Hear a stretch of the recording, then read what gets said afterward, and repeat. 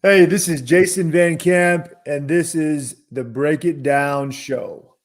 Yes, yes, indeed it is. Hey, man, good to have you on the show, Jason. You're a fellow veteran, and well, you've done a lot of impressive and incredible things. It's always, as someone who's out there trying to fight the fight, it's always good for you to hear this that several people, disparate people, don't know each other, all said, you got to have Jason on the show.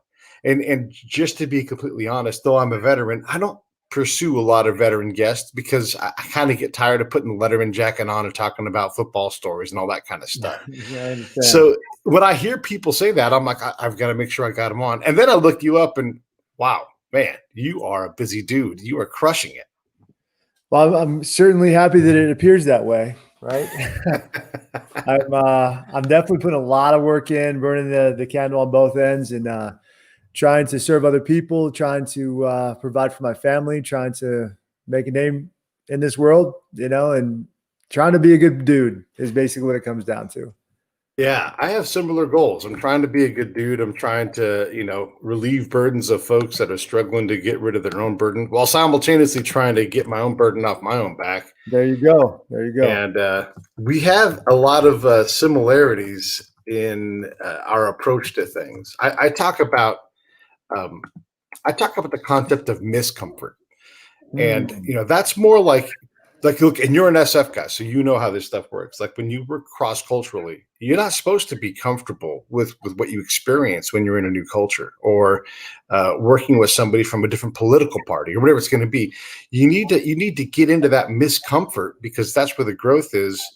And then that miscomfort can actually be like you actually can crave that. You've done cross cultural things, you understand that, but you also talk about the true discomfort of like pushing yourself through adversity. So let's talk about both of those concepts and how it helps people grow.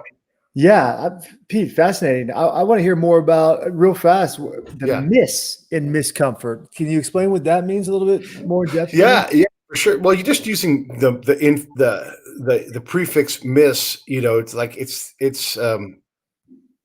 not a comfort, It's not that it's discomfort. Yeah, it doesn't feel comfortable, but Yeah. that discomfort can become comfortable. So it's just misaligned comfort. And so when you look, and again, you guys focus a lot on cross-cultural competency in the Green Beret community, but if you're unwilling to see cross-cultural differences, if you're unwilling to work with those problems, then it will always be discomfort. But I suggest that there are a lot of things that if you simply go out and do them, like for example, you have a powerful charitable charter. We'll talk about your charity in a few minutes. Scott Husing and I just drove across the nation and Oh, back, cool. right? Trying to raise awareness, raise money, raise all that for veteran suicide to prevent it. And when you're on the road because he rode his motorcycle, I drove the chase truck. When you're under an underpass in the middle of Texas and it's 100 degrees outside, and you're both leaning over the truck, just going, "Damn, this is hard." That's when one of us has to say, "Hey, charity ain't supposed to be easy. We're fighting for people's lives." But. And then all of a sudden you get real comfortable with that discomfort and you think about what someone else has to get through to get there. And you realize this ain't that bad. I can get through this. This actually isn't even uncomfortable. It's actually pleasurable now that I understand why I'm doing it and where my motivations lie. That's sort of the a basic breakdown of miscomfort, which I think again aligns directly with what you're trying to do too. It does. I love how you said that. And if it's okay with you, I'm going to borrow that from time to Please. time. The miscomfort, misaligned comfort. Interesting. I'm going to give that a lot of thought because there's a lot of play with what we're doing at Mission 60. So very similar to what you just discussed, the deliberate discomfort, intentionally, voluntarily, deliberately choosing to put discomfort, placing yourself in an environment where you're going to be in a position where this is not something that you're used to. It's not normal, and you have to grow because of it. And that's what I believe. And it's a philosophy of stoicism, right? It's preparing yourself in the winter for the battles in the summer. That's kind of the ideas that we're going after. Let me challenge you a little bit on that because tier one guys, alphas of alphas, when we go out and do things, and I'm not a Green Beret, I'm not a SEAL, but I worked with you guys quite a bit as a counterintelligence agent. So I'd go out and I'd collect, and I'd go, do just the most dangerous things that you guys are doing too. So I'll speak from that combined experience of being, on the tip of the spear. Stoicism isn't enough, man. We can't steel ourselves and not worry about the external environment. We put ourselves, specifically us, we put ourselves in the external environment and seek to change other people's, way of looking at and doing things. And it used to be on the side of a mountain in Afghanistan doing the FID mission. But now today, right now, we're having huge conversations about how to improve the lives of Americans with the candidates that we have. And that's not a true stoic fight, because you have to be part of it. We have to be, from my point of view, you have to be gathering people in the middle, finding problems we all can march together on, one step at a time. Maybe one step and have a fist fight and then reorient and march again. But that defies the stoic, as I understand it, the stoic belief. How do we be stoic, but also in that environment to create the change that we're trying to create? Well, there's truth to me. There's truth in stoicism, right? And I think what you're getting after is we need to take action. So we can't just be moderate in everything, right? And that's sort of the philosophy of the Stoics. We have to actually do something about it. We have to take action. We have to go out and perform and take that first uncomfortable step, whatever it might be in your life. And certainly, as you discussed, there's a lot going on in our country right now, which is very uncomfortable for a lot of people, right? Yes. All the different riots and the movements and the protests and all the discussions that we have politically charged, President Trump versus, Biden, the whole thing, it's coronavirus. The whole thing is crazy right now in our country. And I believe, as you do, if I understand you correctly, that we actually need to go out and do something about it. We need to stand up and fight for what we believe in, whatever it might be. And that's what makes our country great, is that diversity of thinking. And as long as we're listening to each other, right? As long as I'm saying, listen, Pete, I might not agree with you 100%, but I understand what you're saying. And here's what I'm saying. And you say, Jason, I'm listening to you, understand what you're saying. We can build on that. And we can do great things. And that's what I've been trying to tell our people is don't just read the headline of an article and make a judgment because of that. Read the entire article, look at some other articles, talk to your friends, talk to the people you trust, think about it, and then make a judgment call. And I don't think we're doing that really as a country right now. We're just getting fired up. The conservatives by watching Fox News, the liberals by watching CNN, and then we're in the arena together, battling it out like gladiators. That's not how it should be, right? That is not. Look, I'll speak for us, from our combined experience, we've seen how that goes. We've been several years down the line when a country goes that route, and at some point, if we're not going to, Ben Franklin said this a couple hundred years ago, united we stand, divided we fall. And if we refuse to be united about something, then I would say that's where the very uncomfortable work is. It ain't fun to be in the middle. It's comfortable to take a side and be like, I know they're all wrong over there, but be in the middle and say, hey, everybody, chill out. Let's talk. Let's powwow. And let's find the thing that hurts us both the most that we can agree on, and then work there. That's a great way of looking at it. And I think it goes back to what you said. In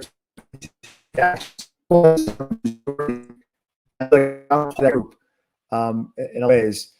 Will you say that again? And broke up when you said that last statement. Just start that whole sentence again. Yeah, sorry. I no problem. So I think if you're in the silent majority, and I feel like I'm in the silent majority in a lot of ways, there comes a point where you have to take action, because I think about World War II in Germany, just prior to, the Nazis taking over. I read that a philosopher there said, I watched as 1/3 of the country killed another third of the country, while the remaining third just sat back, watched, and did nothing. Right. So I think that 1/3 that sat back and watched and did nothing, I don't think we should or could ever get to that point. If you're in that boat there comes a point where you need to step up and take action. And I think that's what we're trying to inspire people to do. Yeah. Well, there's a long pause there because there's a lot in that statement, and I Yeah. totally agree. Our ability to deal with these things, it's really challenging. Just for the audience's sake, I'm going to put up a link here and just mention this. Chris Long interviewed you on his show. Chris Long's a former NFL player, has a huge heart, won the humanitarian award in the NFL several times, I think. Yeah. And does a lot of work with veterans. And so he did such a great job interviewing you, talking about your background in West Point. I like to kind of use that as a part one and really dive into some of the meat of what you're doing, because it's important. And let's, I try to not ask the same questions that have already been asked on the other show. So I love that. Thank you, man. I don't want to regurgitate, like I hear what you're saying. Ask me some fresh new material like you are right now. This is interesting. Yeah. Well, because look, these are challenging times, and let me tell you in part where I get some of this tasking from is we had Sebastian Younger on the show several years ago, and it was back in the era when he was talking about tribe, and he said, "You guys have served overseas enough. Come home and rally us in the middle. Figure out how we're going to go forward." And he didn't say as a Democrat, as a Republican, he didn't define a vision other than to say, get us to get along. And first off, damn, that's a hell of a tasking. Yeah. But he's right. He's right. Like, we have to figure out how to get past this. And if our today, we know what our prime political choices are going to be for president and vice president. If these are the choices that we're going to get, this is really more than ever up to us all to work on this. It is. And I love the shout out to Sebastian. I'm a huge fan. The guy is a rock star, man. Tribe. I mean, that's what a book. Yeah. And everything else he's done with his life. So we've got to listen to each other, really listen to each other, not wait for the other person to stop talking so you can say what you want to say, but actually sitting back and listening to this person, whoever it might be, even though you might disagree wholeheartedly. When I earned my Green Beret and I walked into my boss's office for the first time, my company commander's office, he sat me down and kind of told me his leadership philosophies. And he said, "Jason, if you're going to succeed here, it's because of your ability to listen. The difference between being a good Green Beret and a great Green Beret is your ability to listen. Now sit back and listen to what I'm telling you right now." And I took that to heart. And you mentioned a few times going to Afghanistan, Iraq, overseas, different countries. It never was me walking into, conducting foreign internal defense into a foreign counterpart's office or what have you and saying, this is how it's going to be. It was always me walking in there, building rapport and saying, okay, well, tell me about yourself. Tell me about what's going on right now. Talk to me about your problems, and just listening. Not interrupting, not stopping them short, not saying, well, this is an easy fix, just listening to them talk. And that's really something that we don't do a good job of right now in our country. I think maybe at some point in the past, we did do that very, very well. At least understanding history and being a big fan of history, I feel like we did that at one point, but right now we're not. I don't get it. Yeah.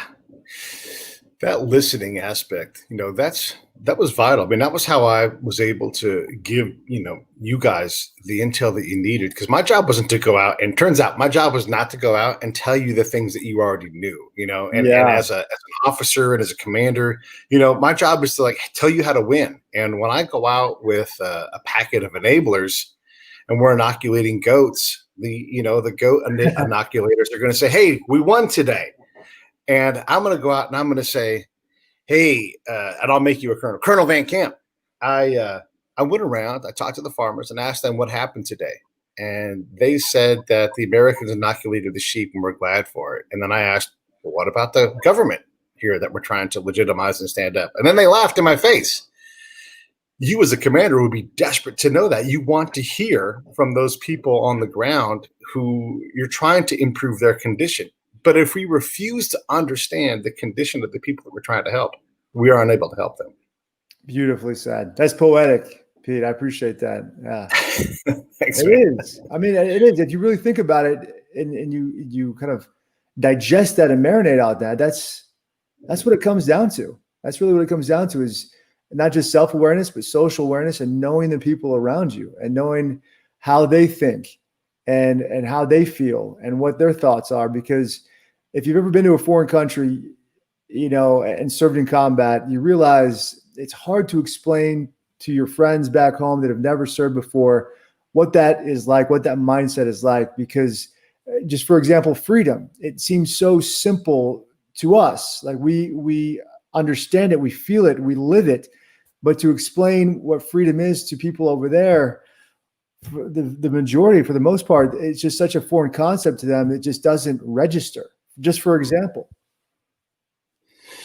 when you look at that mission overseas, because a lot of folks think about combat and they know what they know from movies. You and I both know. And here, I'll ask you the question that I ask all my operator friends.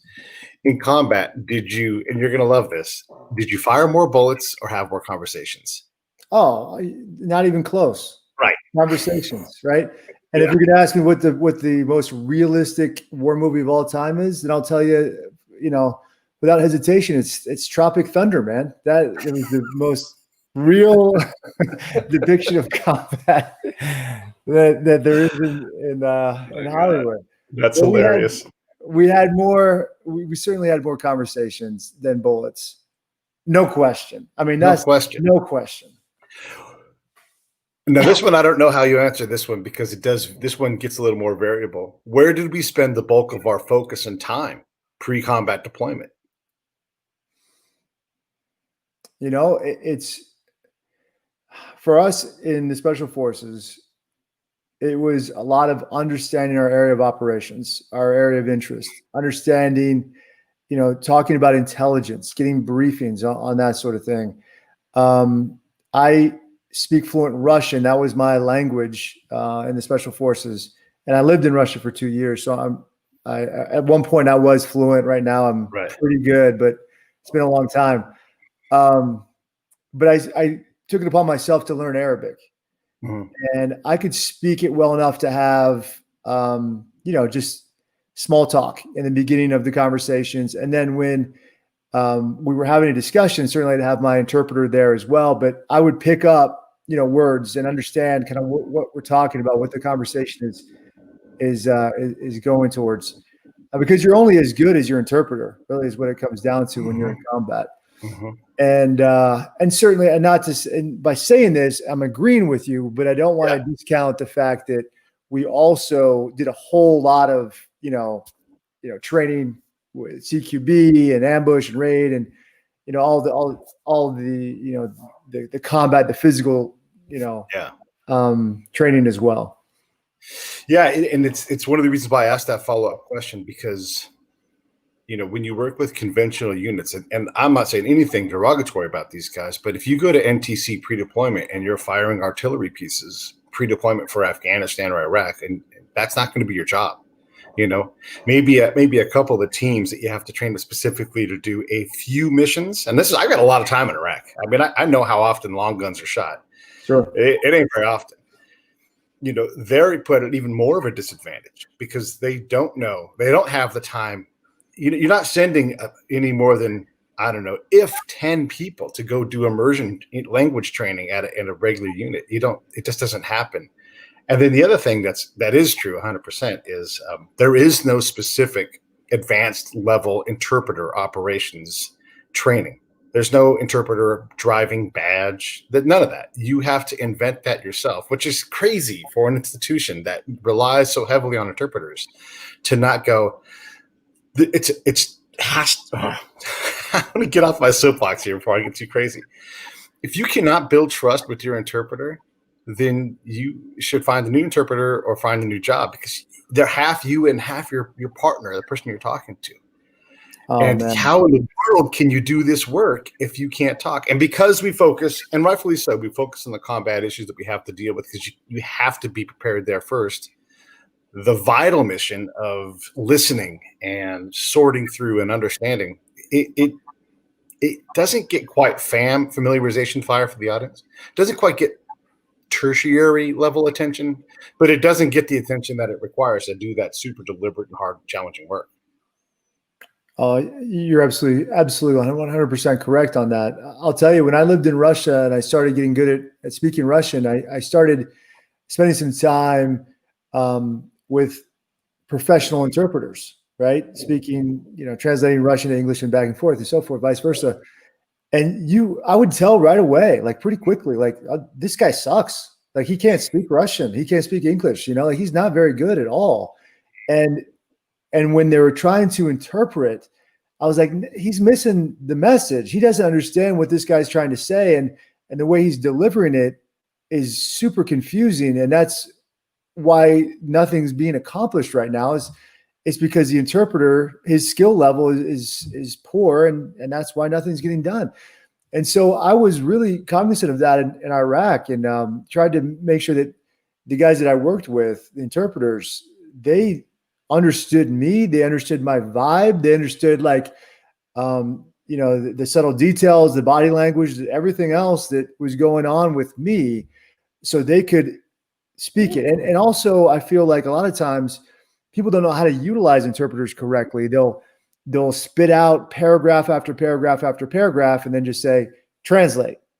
And if you're an interpreter, you're like, I can't remember. I didn't memorize 3 paragraphs worth of stuff. Give me a sentence or two so I can literally translate what you're saying, not just kind of summarize what I feel like the gist of what you wanted to do is, and then interpret that, And so we don't get much or any training with dealing with how to effectively use an interpreter overseas, Yeah. And I think that possibly the media kind of serves as an interpreter for us as well. And we as the citizens, as people, we don't get enough training or knowledge about how to interpret the effectiveness of our interpreters, our translators, the CNNs, the Fox Newses, and so forth. Yeah, no, it's a good point and a fair transition. If I'll let you have it, I do want to kind of sit in this moment a little more though with the interpreter, because there is somewhere I'm going with this. Okay. And when we think about the kind of help that you try to provide and that we've been experienced through, why I'm spending time here in this part, in terms of interpreters, when we look at what they have to do, it's the one tool that we have that's as vital as anything else that we never pre-brief. We're never taught to take an interpreter, sit down and say, look, here's what we're going to do. Here's the conversation we're going to have. And we know this conversation probably won't happen word for word, but here are the things I'm always looking for here. So that they can preach. We're asking them to do this in a moment with no preparation. We might do a sand table practice drill or something like that, but we never take the time to back brief, to pre-brief, any of those things with our interpreter, and we're fools for it. So I know you agree because I see you're nodding your head. So let's take all of 100% agree. Let's take all of this to understand, to listen, and now let's apply that to the work that you're doing. And I guess we'll start with Mission 60, because the reason why I bring this granular detail is because what we do is pro shit. I mean, it's easy to say go do combat, but when you get there and you realize I need to know how to talk to people. I need to know how to talk to my interpreter. Wait, I need to know how to operate an interpreter. Like, these are levels that are so far beyond, the standard person who comes to you. We're bringing these lessons, I'm assuming, with the ground 60 mission. So talk a little bit about that, and then how these very specific skills translate to someone who doesn't have them. Oh, well, I appreciate that. So the background of Mission 60 is I was getting my MBA, and they gave us an opportunity to start our own businesses and compete against other students there. And I thought to myself, well, if I'm going to start a business, I want to start something that I'm knowledgeable about and I'm passionate about. So I was really knowledgeable about leadership. I mean, a West Point guy, spent my entire life up to that point in the military, Ranger, Green Beret, going to combat, the whole thing. And I was really passionate about the people that I worked with, that I served with. Some of my former commanders, some of my former subordinates, my peers, guys that I just wanted to put into a room and then just have my children go into that room and soak up everything that they are. Just basically go one by one.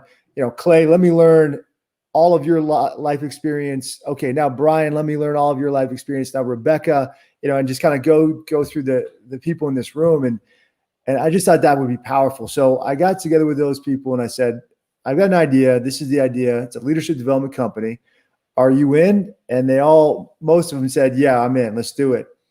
And so they just kind of trusted me to lead the way. And, being a young business guy, I didn't know what I was doing. And so I started cold calling NFL teams as our first clients because I figured I played football in college and I love football and I love watching football. And I feel like these teams could really get a lot of benefit and value out of our leadership philosophies because you see it time and time again, the communication problems, the dysfunction, the culture issues, and it compounds into losses. And when you're playing sports, the thing that I love about it is the simplicity of it. There are wins and there are losses, right? And in life, it's not that black and white, right? It's a lot more gray than walking off the field knowing that you won that game. And so we attacked this professional sports arena, and we became pretty successful pretty quickly with that. And obviously now we work with a lot of mostly corporate clients. Specifically this year, all the COVID has destroyed all that vertical for us. I mean, all the contracts are postponed or canceled this year, and obviously with good reason. I'm not going to argue that. And so we help people become better versions of themselves, and we do that by kind of introducing what we call a total warrior model. It's very similar to a whole person concept. And so we look at somebody being self-aware, socially aware, and professionally aware in the mental, physical, spiritual, social, emotional, and professional domains. So I look at a person through that lens, and then we help them become the best version of themselves, best leader that they can be. And then we do that through the philosophy, the mindset of deliberate discomfort. So voluntarily choosing to put yourself in an uncomfortable position so you can grow and improve and become stronger. Through a lot of trial and adversity and lots of errors, either observed that the institution did or that I've done myself, and so many times the same thing, I developed a couple of cultural lenses, not quite tools, but they're a little more than lenses. But one of them is as a leader, when you have certain values reflected back to you. In my case, it was incompetence, corruption, or passive aggressive behavior. When those things are reflected back, that should trigger in your brain that you have a cultural problem. And the basic way to get to the right quadrant of cultural collaboration, at least by my study, is if you understand the decision-making process and the goals of the person or institution or the culture that you're trying to engage with, and vice versa. If they understand your decision-making and your goals, now you have a chance to be collaborative. It's still deliberate, challenging, maddening work, but that level of cultural capacity, that acuity. Everybody talks about emotional intelligence, right? It's hard to be emotionally intelligent if your CQ is low and you refuse to understand. A leader that's like, no, we all have the same goal, is not going to be a good leader because they don't understand that my goals are come to work, give you the 8 hours I promised I would give you, and then I got to go take care of my daughter, go through a divorce, and whatever, work on my dream. If you don't understand that, then you're going to struggle as a leader because you're not listening. Correct. Yeah, you have to understand who the person is before you can buy into that person, and that goes both ways, right? It's not just you as a leader. To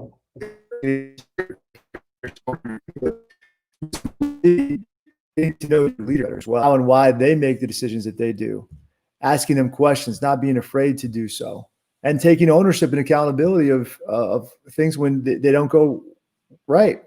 So I'll give you a couple of examples, and they might be long-winded. So Pete, just stop me. It's a long-form interview. It's not long-winded. It's perfect. Stop me if I get too long-winded. So I tell this story every now and again. That's super often. Both of these stories I don't tell a whole lot, but we were working with the Jets, New York Jets, NFL's New York Jets, and their left guard at the time was named Matt Slauson. Great dude. He's since retired. This was like 9 years ago, and we took them through an event to kind of change their mindset, to shake up their psyche a little bit. And after it was over, I was talking to Matt about the event and what his thoughts were. Does he have any feedback? What did he learn? He said, I learned a lot, but the thing that really impacted me the most was just communication. I was like, well, what do you mean? And he said, you see that guy over there? And he pointed across this small dirt road, and was a guy over there named Jeff Cumberland. He was a tight end for the Jets. And Matt's like, yeah, that's Jeff Cumberland. And I said, okay. And he said, we've been on the same team for about 5 years now. And the first time I've ever said a word to him was 5 minutes ago. Wow. And I was like, wow, man, like, you're a guard, he's a tight end. You virtually play next to each other on offense. You've been on the same team for 5 years. And I left a meeting earlier today where the head coach and the coaching staff, you guys were all getting fired up about this event and the preseason, and talking about how you were all a family and you're brothers and you fight for the man to your left and to your right. Like, how are you going to fight for that guy if you don't even know who that guy is? If you never even really had an intimate conversation with the guy, but beyond small talk, how you doing? Good, nice weather or whatever. And he's like, yeah. So we brought Jeff and Matt together, and we, started a relationship with them, and they started communicating a lot more. And because of that, Jeff felt more comfortable in the offense, more comfortable on the team, and he had a career year that year. I mean, he had 5 times more touchdowns than he did previously in any other year. Had, career year for receiving yards and the whole thing as a tight end. And I thought that was just fascinating. And just lesson learned about communication and getting to know the person on your team, really getting to know that person. And so we train our clients in communicating more effectively and really establishing, this open line of communication and getting to know each other on a more intimate level. And oftentimes that has to occur outside of the workplace in order for it to be effective. It strikes me that so in part 1 of our show, when Chris Long was talking to you, you were talking about, I believe it was in selection. And for the audience, selection is 3 weeks of staying awake and working out and doing impossible shit. And if you make it through that, then they're like, hey, now you can go to the Q course and become a Green Beret after a couple of years. Yeah. So it's the first challenging step to weed things out. And it's not just physical toughness. They measure your personality and all these things, right? Yeah. So when the military trains you at a course, this is again for the audience, when the military trains you at Ranger School, which is it's a leadership school, it doesn't seem like it seems like you're gonna rappel down hills and all that kind of stuff. And yeah, sure, you do a lot of different military tasks, but it's a leadership skill. You were talking in selection that you would pick your head up during the impossible task and look around at your peers and say, yeah, we're doing this together. And in effect, communicating with your eyes and your emotions. But as a leader, it's very easy to be the guy next to you on the log or in front of you or behind you who are giving all they can and don't believe that they can take that moment to look up and look around and see that you are struggling together and find that extra energy that comes from, because humans are pack animals.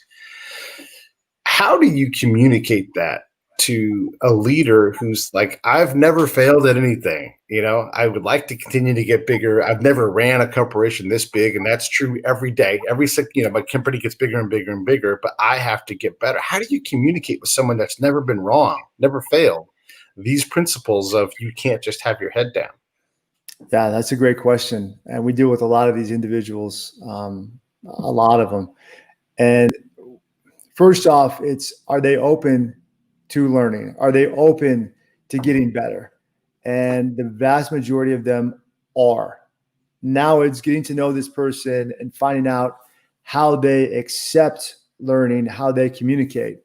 And once we figured that out, and like you said, it's different for every single person. Right. We say, all right, now let's humble this person, because clearly at some point in his life, he or she has been humbled, and they don't like it, or they learn from it, or they need more of it in their life right now. And so we put them through a scenario where they are humbled, where they are wrong, right? Where their decisions, every decision they make is the wrong decision, and we don't tell them that. We have them come to that own realization, that own epiphany on their own. like in selection, we went through something called the situational awareness reaction exercise, where you bring all these type A, personalities, never failed in their lives, going to be a Green Beret, and you put them through the psychological examination where they're specifically, they've been conditioned so that this whole program has been created so that they do fail again and again and again and again and again. And you have a psychologist that walks through this half-day scenario with you and just records everything that you do, everything you see. And really what you're learning is, no matter how many times you fall down, you pick yourself back up and you don't let it affect your performance, and you just move forward with it. And so for a lot of these CEOs, a lot of these people, we try to get them in a state of humility to where they're receptive to learning. And then we just shotgun blast them with just as much valuable, powerful information as we can, from instructors that have been there, that have done that. And a lot of times they need to hear from a vet who's a wounded warrior, a guy who's a triple amputee, to say, listen, you think you got it tough? Well, here's my story. And guess what? I get up every single day and here's what I'm doing with my life. Oh, you think you're such a badass? Well, listen to this guy's story. And so when you hear these different stories from these different people, and you realize, like, hey, maybe I did an Ironman once and that was tough and I'm badass. Well, I got a guy on my team that did 50 Ironman races in 50 consecutive days in all 50 states. So how tough do you think you are by doing one Ironman, which is tough? I mean, I'm not going to say anything negative about doing an Ironman. It's very difficult. But if you got a guy sitting here that's like, I did that and then some 50 days in a row. Yeah. You still think you're the toughest dude out here? You know what I mean? Yeah. So that's how you really get into their psyche, and you really get, you plant those seeds of inspiration. So you're tough, but are you tough enough? Are you tough enough to continue to grow, or whatever it is? Yeah. And you know what, Pete, some guys are just so full of themselves. The ego is through the roof, unwarranted arrogance, and they don't want to listen. And that's okay, because at some point in their life, they're going to be forced to listen, because you have to choose hard things, or hard things are going to choose you. And so those people, I mean, the end is coming. Like, let me tell you, like, you're going to get humbled, like, it's going to happen soon if you don't do it yourself. And for the vast majority of guys, even though they come across sometimes as arrogant, egotistical, that's okay, because I love breaking them down. I look at it as a challenge, and honestly, it doesn't take that long. It really doesn't. Yeah, it's funny. You're right. Like, if you haven't reckoned with your ego, your 40s usually will sort that for you, because there's a big transition. And I don't know a 50-year-old who's been through their 50s who hasn't had a significant life scare. Like, there's always something waiting for you that you have to be prepared for. And ego is a big problem. I remember watching the State Department folks. They're horrible at this. Their job is to partner with people, and I would watch them engage from a position of arrogance, and I would just shake my head like, what the heck is going on? And then I had the luxury of going back and talking to both people after these engagements. So I would go talk to that mullah, that sheikh, that governor, and see what was going on. Because imagine this coming to a commander, like, okay, there was a meeting today with the State Department and the governor that you're trying to create capacity with. And, here's what these guys said during the meeting, and here's what they both said afterwards. It's a game changer for a leader to have that kind of insight. But what all leaders of anything big, what they all need, they can't get, is ground truth. The minute that Colonel Van Camp shows up, you are the most important, powerful person in that region, until you refuse to be. And you're like, no, it's the governor. He's the boss. I'm the enabler. Until we get leaders to that point, you run the risk of ego and your influence destroying your success. Is that fair? Oh, very fair. Very fair. It's the same in business. Warrior Rising, my nonprofit, we help veterans start their own businesses. And I try to be very clear with the guys up front, like, listen, we're a tool to help you succeed. Whether or not you succeed or fail, it's on you. It's on your shoulders, right? Mm-hmm. You can take the success and you can take the failure. Don't blame us. Don't blame the tools for the poor job, blame the carpenter. Essentially is kind of where I'm at, is taking more accountability and ownership for your performance. And yeah, so yeah, this is beautiful, man. I love the conversation. Good, man. I appreciate it. It turns out we all get along. Here's what I figured out that, and I was one of those guys that almost always went into the special operations, but deployments and commands and I had a good job already. It's kind of hard to transition. Like when you're already a spy, you're like, I have a really cool job. Like I could go fly helicopters, but would that be better? But when I was able to work with you guys, and you know how this goes, I would get vetted in a couple of ways. One of them was a murder board, and it's terrifying sitting across a bunch of people that have more time on the ground than you do, and they're like, "All right, let's talk about collection operations." But when you get through that, and there's not a peep, there's no question. You're like, "Oh, I just smoked this thing. Like no one tore me apart." But then when you go out to the bar afterwards, and you focus on getting them laid, because that's what a good spy should do. Then you're in, right? And so it was never about being the alpha of the alphas. It was about being as helpful as I could with my specific capacity. I want to ask you, like, within an organization, you can be a leader on a staff. You can pull your part of the sled harder. You're on a football team. I mean, how many leaders are on the field in that? Like, there aren't that many people following anything, and yet you're all under a led organizational plan. So how do you take folks who aren't in traditional leader roles, who are absolutely leading that part of the fight, and get them to unlock what they're doing? A lot of times that's the issue at many corporations. They say, who are my true leaders? Who are the guys that I can count on in the fourth quarter? Who are the guys that are going to be there for me when the chips are down, when things are tough? And who are the guys that I should promote? Because I have a feeling that I understand the pulse of the locker room, the pulse of the organization, but maybe I don't. And I'd like to see your perspective from a fresh set of eyes. Like, what do you think? Who are the leaders here? Who has potential here? And we do a lot of that. And when we provide that information, that feedback, that data to our clients, they're more oftentimes than not, they're surprised. They're like, wow, I didn't think this guy had it in him, or this girl really kind of was like that. Well, it comes back down to what we talked about before. It's getting to know your people. And certainly there are quiet leaders and quiet professionals that, given the opportunity, they're going to stand up and they're going to do an amazing job. And it's tough to kind of gauge that when they're quiet a lot of the times, and that's okay. And so, like it's just fascinating to understand, unlock the power of human potential. Yeah. I don't think you're born necessarily with leadership. I think it's developed over time and through experience.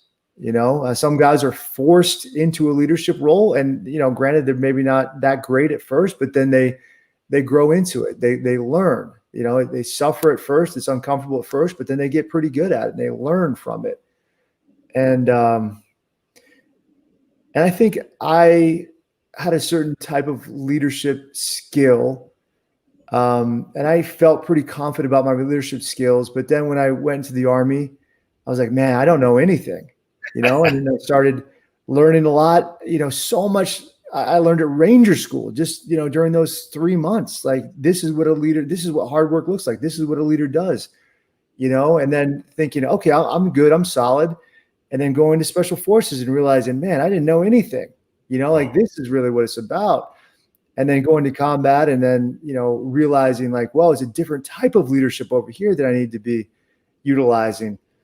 So all of them are tools that you put in your toolkit, and you got to understand which leadership skill to use at which time in order to be effective. You can't just use a hammer, as a tool for everything that you're trying to do around the house, or a screwdriver. I mean, there's a specific tool for a specific time and a specific purpose.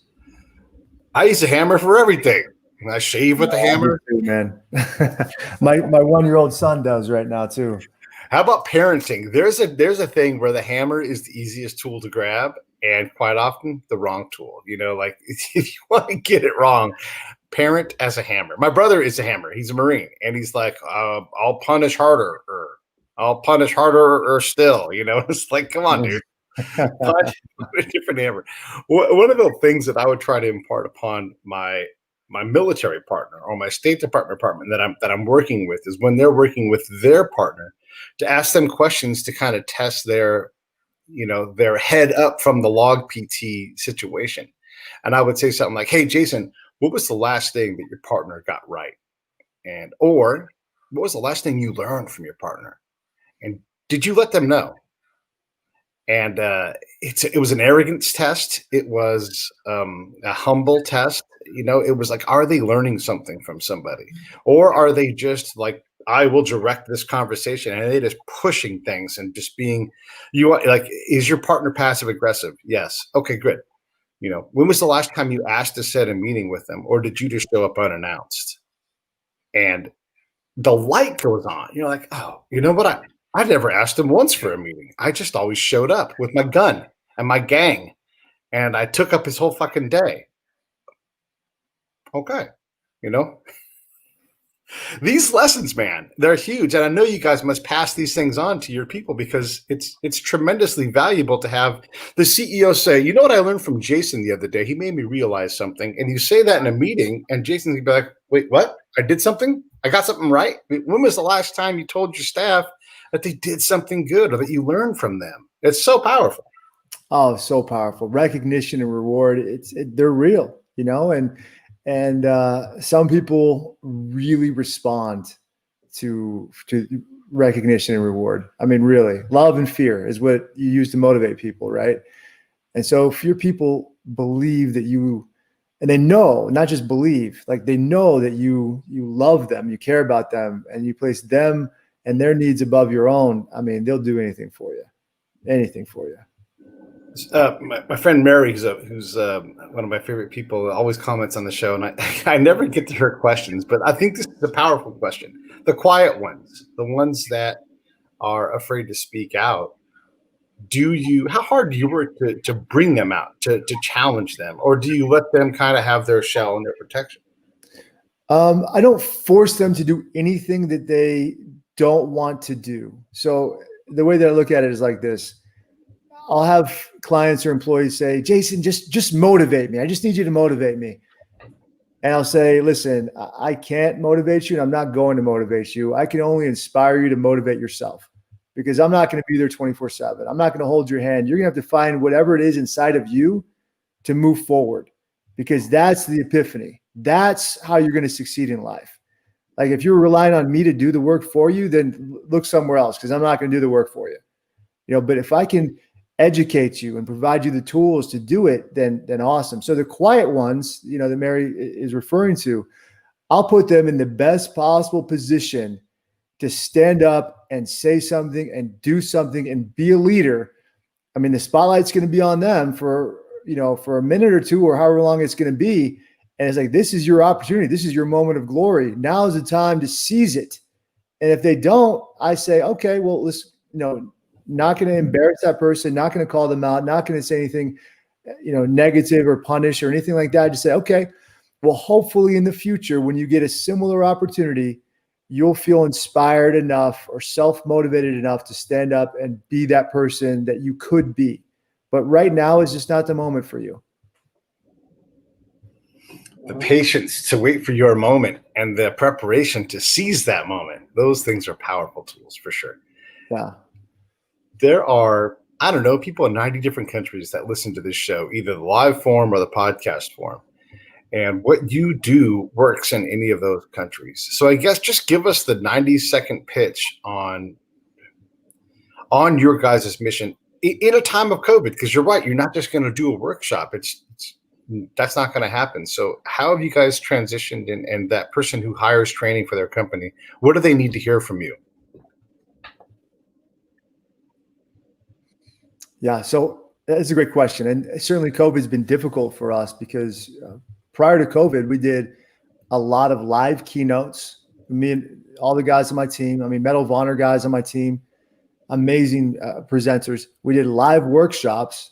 So building off of the keynote presentations, we had scientists, PhDs, researchers, experts They would come in and would say, all right, here's the scientific theory behind what this veteran just spoke about, his experiences. And then we did custom programs like corporate retreats, team building activities, in person, live. And so COVID, for us, it was like, all right, we have all of our contracts canceled or postponed this year. All of our clients are terrified, right? Let's just take a moment to pivot and figure out how we can survive in this new reality, this new normal.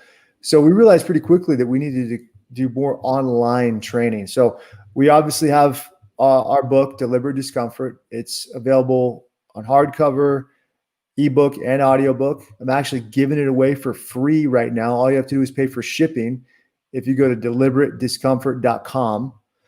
And then we said, all right, well, let's take all the lessons in the book and let's turn it into a master class. So we said every chapter in the book, 12 chapters, we'll break it down to 6 or so 10, 15-minute videos with the veterans and the scientists in that chapter, talking very intimately in depth about the lessons learned there. And we sell this master class as well. And then we said, all right, what more can we do? And we said, well, we can do virtual keynotes. We can do virtual workshops. We can do executive coaching. So that's sort of what we do right now. And it's been a blast. We're as of the last 2 months, we finally got to a point where we're profitable again this year, which is really exciting. Good. And then we spend a lot of money on our marketing right now to get the word out, to let people know that we're thriving. We want to help. We can help, especially, when you're asking yourself questions like, how am I going to continue running my business? How am I going to survive? How am I going to put food on the table for my family?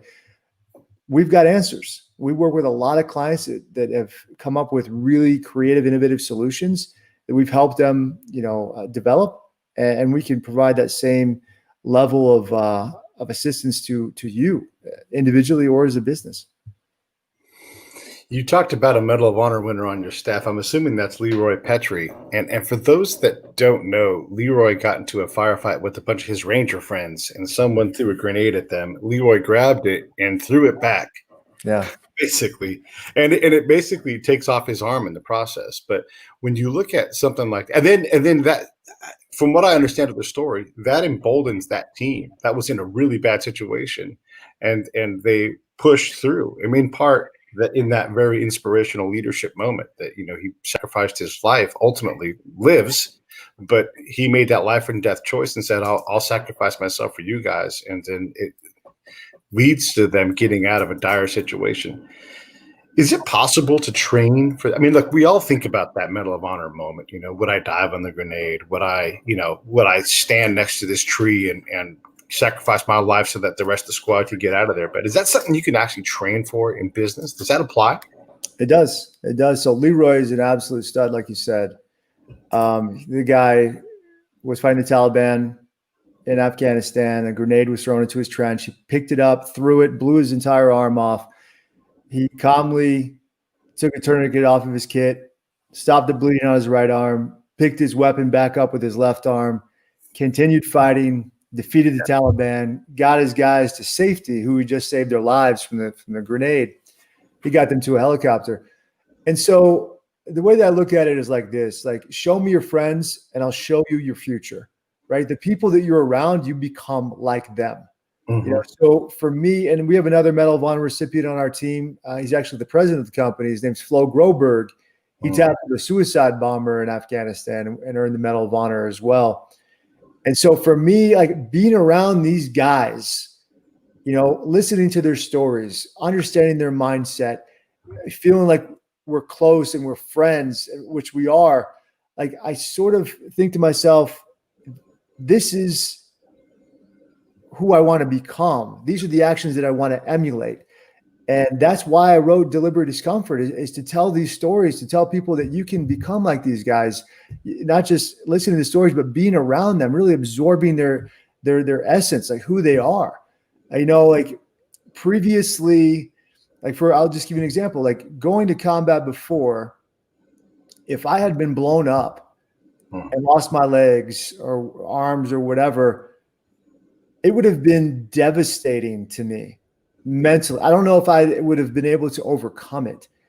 Now, being mentally stronger now and knowing guys that are friends of mine that are, amputees, double amputees, triple amputees, Yeah. seeing how they've overcome this adversity, seeing how they've lived their lives, knowing them, intimately, really close friends with these guys.